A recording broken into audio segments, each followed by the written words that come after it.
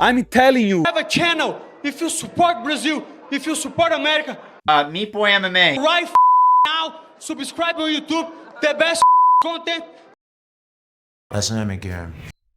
Episode 250, let's go on the eve nearly of White House 250 UFC Absolute Duster. It's the ultimate duster for this one, UFC A New Low. Only fitting, Meat Boy, for our 250th episode that we get, no hyperbole, the worst UFC card anyone has ever seen. But before we jump into this week's two-banger, last week was UFC Seattle. I went 1-3-1. You went 2-2-1. MEATLOCK was a push. We picked Ricky Simón. Judges had it for him until that last round with a 10-8 for Yanez. Two judges giving it a draw. We escaped that one could say. You called Alexa Grasso as a decent dog over Macy Barber. Anything surprise you on the card? And do you want to give your flowers to Joe Pyfer and perhaps everyone out there who thought that Izzy was going to smoke him light work? I mean, I tried to tell you guys Joe Pyfer was going to absolutely ragdoll him, toss him to the ground, beat him up, knock him out, and that's what he did. He came, he conquered, and he had a spectacular performance. And just like Macy Barber and Grasso, I mean, some people just have their number. Grasso has got that number still, so that was a crazy one, to be honest. But yeah, no, it was a solid fight. It's almost as good as this fight card. This fight card's pretty stacked. Yes, stacked is crazy. Kyle Nelson, we both picked. He got smoked in 5 seconds by Terrence McKinney. We basically said if he can survive the first minute, it'll get dangerous. He couldn't survive that first minute. Tyrell Smoochie Wallace took out T. Burrow. That was a crazy one. They announced T. Burrow unanimous decision. He stands there, 30 seconds of silence. Bruffer comes back in and says, actually, we meant to say Tyrell Smoochie Wallace got done UD. Sorry, Tyrell Smoochie Wallace. Either way, Meat Boy, UFC Seattle in the rear view. Trying to jump into a new low? Yeah, let's get to a new low. Swap us through then. It's a MEATLOCK. You see the text. We're trying to build off last week's escape push. Chris Duncan's a -205 favorite in the meat event. Moicano's a +170 dog. He's obviously the older fighter, but this is Money Moicano we're talking about in this fight. Chris Duncan, the problem, 6-1 in the UFC. I've been all over Chris Duncan. He's got the wins over Rabiste, took out Terrence McKinney, easy light work. Do you think that this fight will be even competitive? Because not to bury the lead, but we're going Money Moicano for this absolute dog. So what are your thoughts on how this MEATLOCK plays out? There's a lot of metrics that are pointing in the Chris Duncan way, but we're going Money Moicano with the dog lock. So best reason why Moicano gets this done, and does he finish Chris Duncan?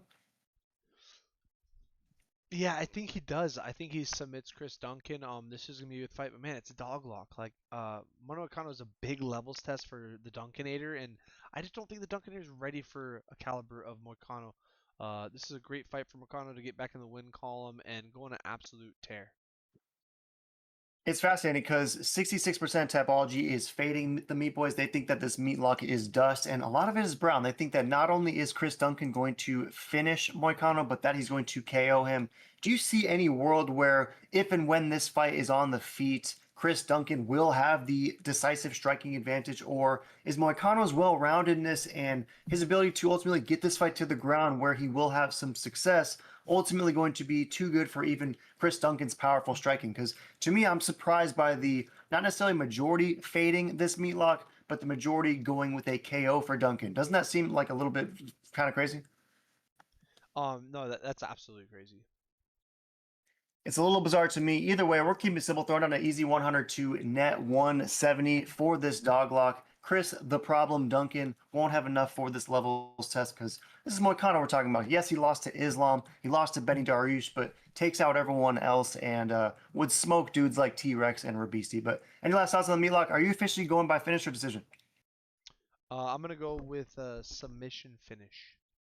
Yeah, I like the idea as well. Let's see also if this fight goes into the later rounds because we've never seen Chris Duncan there. Moicano we have. But easy light work. Let us know in the comments if you think Moicano's a dog lock or if we're fading Chris Duncan at the wrong time. But swap us through. It's the only other one we're breaking down on this new low card.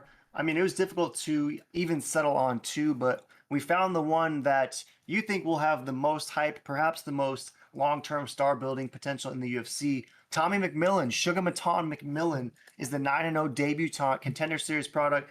Dude's a hyped up prospect, says he's been fighting since age 3, three-time wrestling state champ. I mean, very similar pedigree to what Sugar Sean brought, and also comes from his home state of Montana. So what do you make of this fight? He's minus 1,200 for his debut over Manolo Zucchini, aka Emergency Doctor, Angelo Veneziano, who got slept easy light work in his debut and is 0-1 thus far. What do you make of this fight? Tommy McMillan, Sugar Matan versus Manolo Zucchini. Yeah, no, Zucchini versus Matan is wild. And I think Sugar Matan is gonna absolutely smoke him. I think he's gonna absolutely smoke him. I think Tommy McNuggets is a great fighter. He is fighting kind of the unknown, so like, wouldn't surprise me if he potentially loses this. But they're really trying to build this Tommy kid. I mean, he could be the Sugar 2.0. So I think Tommy McNuggets is a spectacular KO first, second round. They're really trying to build this kid. I mean, they're giving this kid an absolute layup on paper. We shall see. But yeah, pretty freaking funny fight. Yeah, absolutely. He is on a main card for a reason. I mean, obviously it's UFC and New Low. They had to find bodies to fill this main card, but Tommy McNuggets is in fact on the slate, and this is a dude, like you said, who they're definitely trying to build as a potential next star. I mean, he's training with Sugar Sean. He comes from Montana, has a similar game, plus the wrestling base. Obviously, the multiple-time state champ, a lot of success there. So this dude's a hyped-up prospect. My one concern though is in that Contender Series fight, he almost got finished by that dude. He almost got finished by David McGoyan. And this is a direct quote from McNuggets. He said, "I thought in that fight that my neck was going to break." So is there any threat coming from Manolo Zucchini, Angelo Veneziano when it comes to the grappling? Or does Manolo want to stand and bang, and in so doing is just going to get slept by this kid? If he stands and bangs, he's definitely gonna get slapped by this kid. It's what's happened in all of his other fights, and he has 0 submissions to boot. Veneziano not offering much in that realm. So this fight probably isn't close. Do you see this escaping 1 round? Or if no, is this under 0.5? Yeah, under point 0.5 probably happening. First round finish for sure. Yeah, the odds have doubled in the last 48 hours. McNuggets minus 1,200 by now. This fight definitely doesn't go the distance. That's probably the play if you want to keep it safe, but something in that first round could also be juicy as well. I agree. Let's go McNuggets by finish, but who knows? Maybe Zucchini is there to make this a scrap and provide a better style matchup than Luigi Vendramini did versus Paddy Pimblett in what I think is a decent parallel. But any last thoughts on a new low? It's episode 250, not our finest hour, but not the finest card to work from. Any last thoughts, me boy? No, this is an absolute banger of a fight card.